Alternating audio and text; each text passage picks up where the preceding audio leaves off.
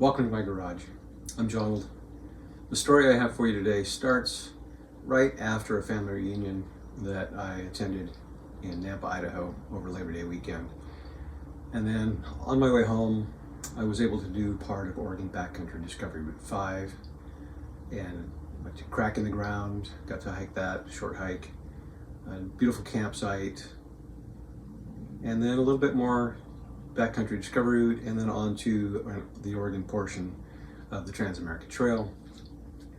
And then tragedy struck. And I will tell you more about that right before we get to that part of the video. This part of the story starts at Camp Gap Ranch. It's remains, there's some information here on the signs, and there's some remnant buildings. And I just found it while I was stopped to air down. And so I took a couple of pictures of that. And then I aired down, and here's the Jeep in all its glory, ready to go. I hop in, and off we go.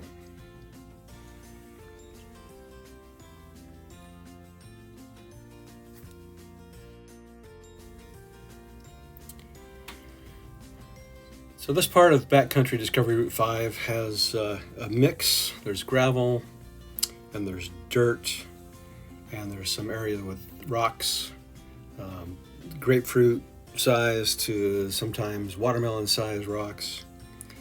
And there's here and there's a gate. And always remember, if you open the gate, to leave the gate closed when you're finished. Respect the property owners and their generosity in letting us travel through these areas.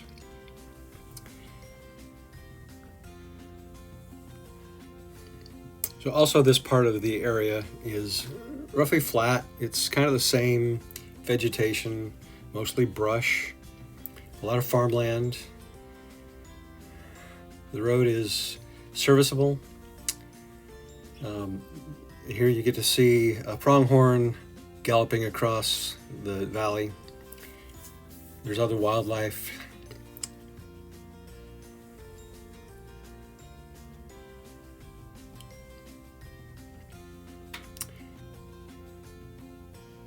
Just enough terrain in the road to make it interesting, but you can still move pretty good. There's an amazing number of intersections out there, and the Garmin, my Nuvi, that I keep on the dash, as you can see, shows all of these roads. Even if it doesn't have a name for it, the roads generally are in it. And so if you need to get back to civilization fairly quickly, it's a really good option. That Garmin has gotten me to civilization when I thought I was too far away. It's done a good job for me multiple times. And just here we get a little bit of variety in the terrain, and we start to see some hills. And then we get past this area.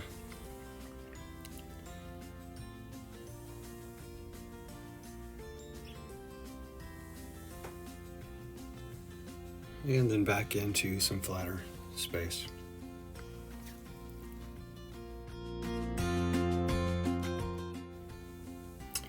This is where I was talking about the rocks. There were many, many miles of this. I won't bore you with the details. It's a little bit slower going. Still nice scenery, and it's fun at first. Then it gets kind of monotonous. And then there's occasional, if you see just in front of the hood there's a rock to go over. So you get some terrain, you get some flexing. There's nothing extreme about any of this. And all of these roads are actual roads, even if they're not maintained. So these are all legal places to be. Unless there's a sign that says no trespassing, you can follow the route and you're okay to do that.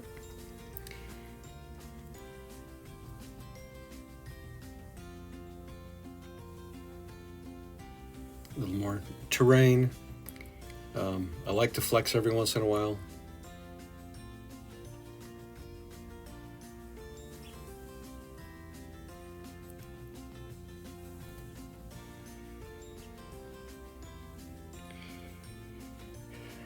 And many, many more miles of this.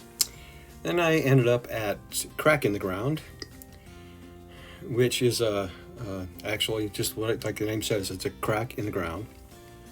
If you're fascinated by footprints like I am, you can see that over Labor Day weekend there were many, many people here at Crack in the Ground.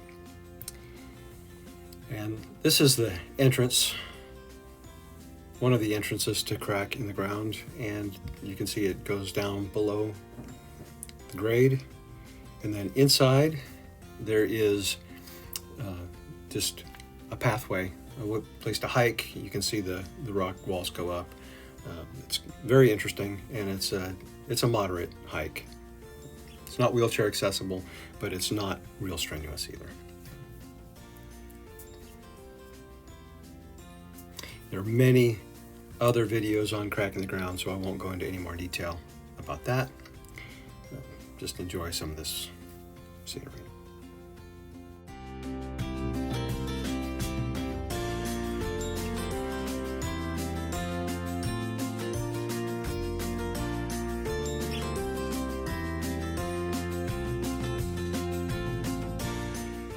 Then after Crack in the Ground, I went up the road to Green Mountain Campground, had the 5-space campground to myself, a beautiful view of the valley and the lookout tower.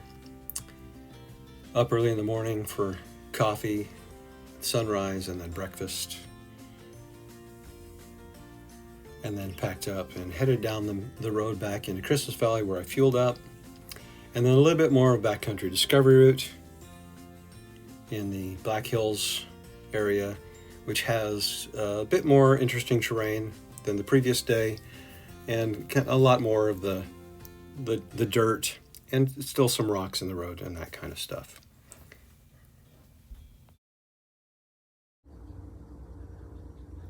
So from here, I don't have any more footage of the drive. I was using a GoPro. The disc was full. So I downloaded what I had on the disc to what you've just seen, and then was recording more on the GoPro. And then at some point, my Jeep just stopped. The engine died. Messed with the key a little bit, tried to restart it, and then I noticed out of the corner of my right eye, passenger side, flames visible up outside of the passenger door. So I jumped out, I grabbed my fire extinguisher, found flames coming from underneath the Jeep near the gas tank. I did my best to extinguish it. I exhausted the fire extinguisher. It was insufficient, and so I just started grabbing things from inside the cab while I could before the fire was too much. I was able to grab my phone and call 911 and request help. Things that I threw off to the side of my Jeep, I couldn't save. Things that I threw to the back of the Jeep, I was able to pull away, and that was minimal. It was a backpack and a cooler and a sleeping bag. The video that follows shows you the fire and some of the follow-up. It did catch part of the forest on fire, and there was fire response to that, and then you're going to get to see what the result was with the Jeep. It was a total loss, and as I'm recording this, I'm working with insurance, and hopefully I'll be on the road again or off the road again, but for now, this is how the story ends.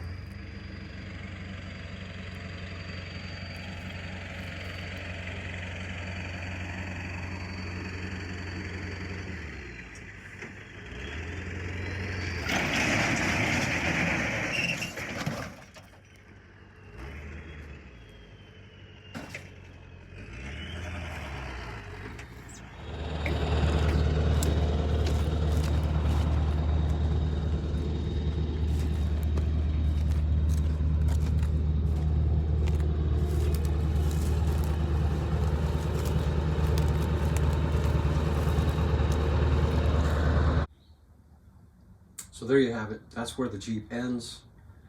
That's where my trip ended. I could speculate on what caused the fire. I really just don't know. There was no clues, nothing visible, audible, or smells. It just stopped, and it was on fire. I'll never know what caused it, and from here, I'll just move on. Thanks for watching.